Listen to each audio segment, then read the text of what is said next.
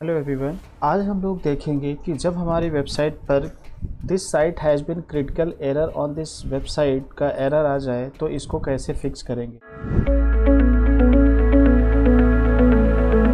Generally जब website बहुत ज़्यादा पुरानी हो जाती है, हम प्लगइन या थीम को अपडेट नहीं करते, तो उस केस में हमें इस तरह की कोई एरर आते हैं जो काफ़ी पुरानी वेबसाइट हो जाती है। तो पहली बात तो ये कि आप उसको टाइम पे अपने प्लगइन को, अपने थीम को अपडेट करते रहें। और अगर फिर भी अगर इस तरह के कोई एरर आ जाए तो हमें क्या करना है, तो हम वो चीज़ स्टेप बाय स्टेप जानेंगे। तो अब आप देखेंगे कि फ्रंट एंड तो मेरा नहीं चल रहा है, लेकिन अगर मैं WP एडमिन करता हूं तो वो भी नहीं चलेगा। सॉल्यूशन क्या है, सबसे पहले हम जानेंगे कि इसमें एरर है कहां पर। तो इसका बड़ा आसान सा वो है तरीका। आप क्या करें, अपना cPanel एक्सेस लॉगिन करें, जो आपका सर्वर है वहां पर जाएं और फाइल मैनेजर में जाना है आपको। तो हम भी एक बार जाते हैं, तो एक बार लॉगिन आईडी पासवर्ड हम अपने cPanel का डाल देते हैं। तो सबसे पहले आपको देखना है कि एरर कहाँ है। तो एरर के लिए देखने के लिए आपको अपने फाइल मैनेजर में जाके, जो आपका जो है ये फाइल मैनेजर पे चले गए। अब यहाँ पर हम जाने के बाद पब्लिक HTML पे क्लिक करेंगे। फिर यहाँ पर हमारा जो कॉन्फ़िग वाली फ़ाइल होगी ना, इसको ओपन करेंगे, डबल क्लिक करेंगे, एडिट कर देंगे इसको। मतलब हमें इसको एडिट करना है, एडिट वाले व्यू में लेके जाना है। तो जब हम इसको एडिट वाले व्यू में ले जाएंगे तो यहाँ पर एक ऑप्शन होता है, आप नीचे स्क्रॉल करेंगे, ये देखिए WP डिबग फॉल्स। अगर आप इसको ट्रू कर देंगे तो आपको एरर दिखने लगेगा।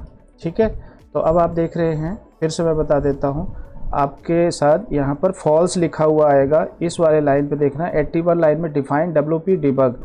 तो डिबग को हमें चेक करना है, कुल मिला के हमें इसको फिक्स करना है। तो हमें देखना पड़ेगा एरर कहाँ है। तो इसको करने के बाद आप सेव कर देंगे ट्रू करने के बाद, और फिर आप जब जाके रिफ़्रेश करेंगे तो ये यहाँ पर दिखा देगा एरर कहाँ है। तो आप ये देखिए एरर है, तो यहाँ जो बोल्ड है वहाँ पे चलते हैं। तो आप देखेंगे कि इसमें एक प्लगइन डाला हुआ है, प्लगइन करके वर्कर करके एक प्लगइन है, इसके ज़रिए प्रॉब्लम आ रही है। ठीक है ना।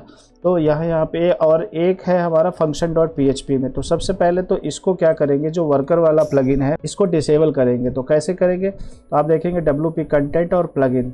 तो प्लगइन पे मैं चाहता हूँ, तो ये मेरे में वर्कर का प्लगइन एरर दे रहा है, आपके उसमें कुछ और भी हो सकता है। तो ये मत सोचिए कोई फिक्स रूल है। तो आपको देखना है डिबगर के टाइम पे कौन से प्लगइन में कहाँ पे प्रॉब्लम है, और वहाँ से जाके उसको रिनेम कर दीजिए, तो वो अपने आप डीएक्टिवेट हो जाएगा। तो मैं यहाँ पे आया और यहाँ पर देखिए ये प्लगइन है, इसको मैं रिनेम कर देता हूँ।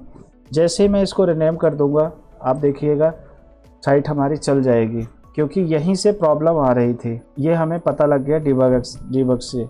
ठीक है, तो जब हमारा एरर हमें पता लग जाएगा तो हम वापस जाके cPanel में जो हमने ट्रू किया था कॉन्फ़िग फाइल में, उसको हम फॉल्स कर देंगे वापस। ठीक है, यहाँ पर गए, एडिट किया।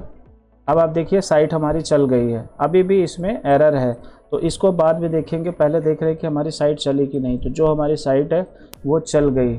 ठीक है ना। अभी लेकिन हमने वो प्लगइन डिसेबल किया हुआ है। तो पहले तो हम जो कॉन्फ़िग फाइल है उसको ठीक कर देते हैं या उसको रहने देते हैं अभी। अब हम जाएंगे एडमिन पैनल में। ठीक है, तो अगर आपके पास एडमिन पैनल है तो ठीक है।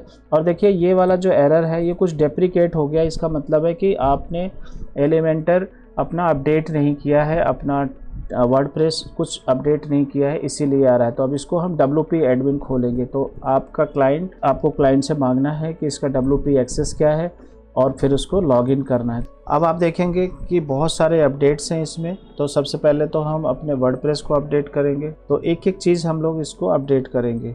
ठीक है, अभी 6.1.7 है, हम अब आ गया है नया 6.8.1। तो आप सोच सकते हैं कि कितना पुराना है ये।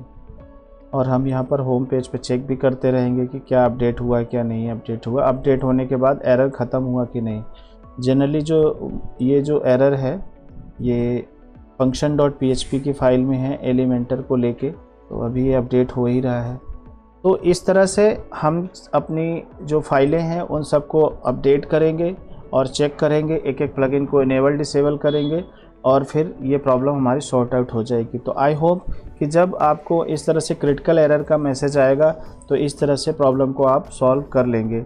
अगर फिर भी नहीं होती, आप प्लीज़ कमेंट करिएगा और आप मुझे कांटेक्ट कर सकते हैं और मैं आपकी हेल्प करने की कोशिश करूँगा। आज के लिए इतना ही, मिलते हैं अगली वीडियो में और सॉल्यूशंस के साथ। अभी के लिए इतना ही। Thank you so much.